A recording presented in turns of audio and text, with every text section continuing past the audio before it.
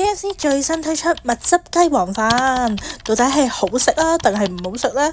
我哋而家即刻幫你試服。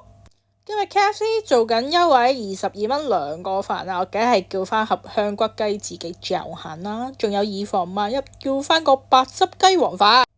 嚟睇下佢個樣，黑到咁啊！完全係暗黑料理啲朋友嚟啊！我同你講。哇！點食啊，大佬？好得人驚啊！救命啊！但係呢，我幫大家試過啦，食完之後呢，其實呢係同白汁雞皇飯冇分別嘅，我係完全食唔到佢個蜜汁咯。